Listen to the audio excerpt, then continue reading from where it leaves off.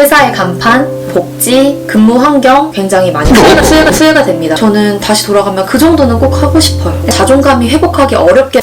안녕하세요. 퇴사 후 나답게 살아가는 윤지비입니다. 오늘은 제가 퇴사 후 후회되는 점에 대해서 얘기를 해보려고 합니다.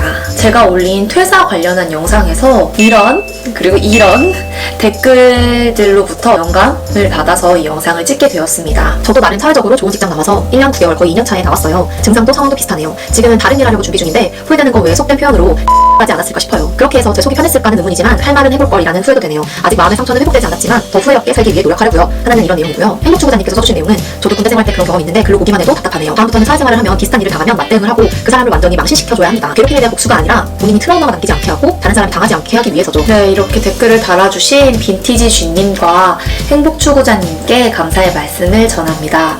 댓글을 읽어드렸으니 아마 눈치를 채셨을 텐데요.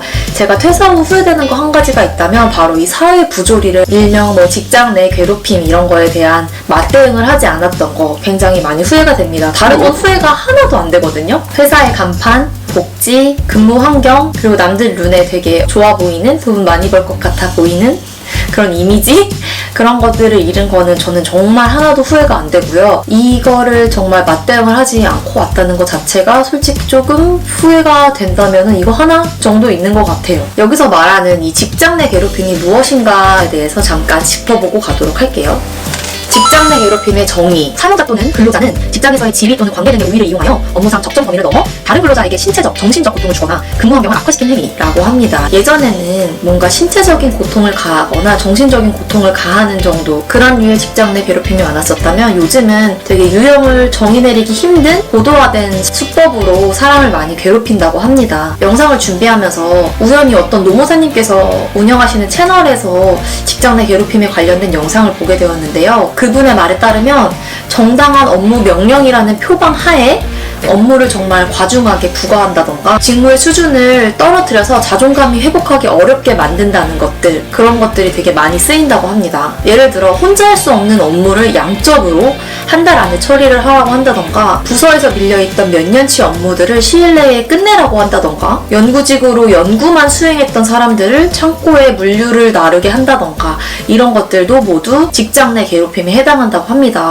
사실 저는 방금 설명드린 이 예시들을 거의 다 당했거든요. 그런데 노무사님의 영상을 보기 전까지는 이게 직장 내 괴롭힘에 포함되는 것인가를 잘 몰랐었어요. 그래서 아래 더보기란에 링크로 첨부할 테니까요. 꼭 참고해 주시면 좋을 것 같아요. 조금 더 저의 사례를 말씀드리면 2달 정도를 주말 없이 풀근무로 만근을 찍었어요. 그러니까 2달이면 60일이잖아. 우리가 일주일에 5일만 일해도 이틀 쉬는 게 되게 부족하고 그거에 대해서 에너지를 채우는 시간이 충분하지 않다고 생각을 하잖아요. 한 주 3, 4일 정도가 충분하다고 생각하지 않나. 근데 무려 60일 동안 주말 출근하면서 만근을 찍었던 적이 있고, 그리고 한 달 가까이의 시간 동안 밤샘을 밥 먹듯이 했었어요. 그래서 하루에 한 1~2시간 정도밖에 안 잤고 일주일로 따지면 한 10시간 정도 납치 자던 그런 때도 있었거든요. 그래서 결국 그렇게 하다가 제가 아프기 시작했어요. 여기에 갑상선이 이렇게 육안으로 보일 정도로 부어 올랐거든요. 그래서 한 하루 정도 버티다가 그게 너무 크게 부어 올라가지고 제가 점심시간에 점심을 안 먹고 병원을 갑니다. 그 병원에서 뭘 찍어보더니 하시는 말씀이 이거 암일 수도 있을 것 같다. 큰 병원에 가서 진료를 봐야 될 것 같다 라고 하시면서 그 1차 진료소 진료 의뢰증인가? 그거를 뽑아주시더라고요. 그래서 그걸 두고 대학병원에 가야 되는 상황이었어요. 그러니까 그때서야 좀 아차 싶긴 했어요. 그래가지고 회사에 돌아와서 좀 위험하다는 생각이 들어서 이제 팀장님한테 말씀을 드렸더니 못 가게 했어요. 지금 하고 있는 일을 다 끝내지 않으면 갈 수 없다 이런 식으로 얘기를 했고, 그리고 대학병원 같은 경우는 미리 예약을 해야 되는데 그냥 그 병원을 못 가게 하는 거죠. 그러면서 하는 말이 너 건강염려증이냐? 너 부모님이 어디 아프시냐? 이런 식으로 부모님을 같이 걸고 넘어지면서 저한테 그런 인신공격 아닌 인신공격을 했었습니다. 저는 제 생명이 위험할 수도 있는 거잖아요. 제가 일화를 더 준비하긴 했는데 영상 길이사 이게 다 못 들어갈 것 같네요. 또 다음에 얘기를 드릴게요. 저는 사실 영상을 준비하면서 내가 기억하는 이 일화들이 직장 내 괴롭힘이 맞나 하는 생각이 들었어요. 긴가민가 해가지고. 그래서 남편한테 물어봤었거든요. 남편은 저랑 같은 회사를 다니고 있고 제 상황을 다 지켜봤기 때문에. 그랬더니 남편이 완전 난리치면서 처음부터 끝까지 다 직장 내 괴롭힘이라고 하더라고요. 저는 사실 판단력을 많이 잃었어요.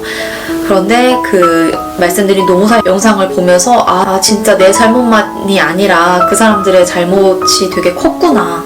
이로 인해서 내가 고통을 많이 받았구나 라는 생각을 할 수 있게 되었습니다. 그래서 제가 드리고 싶었던 말씀은 회사 생활을 하면서 아니면 또 꼭 회사 생활이 아니더라도 뭐 아르바이트나 그런 사회생활, 모든 사회생활을 통틀어서 조금이라도 억울하면 억울한 거다. 내가 이건 좀 아닌 것 같지 않나? 라고 생각하는 건 아닌 것 같지 않은 게 아니라 아닌 거예요. 대신에 뭔가 맞대응을 할 때는 논리적인 근거는 필요합니다.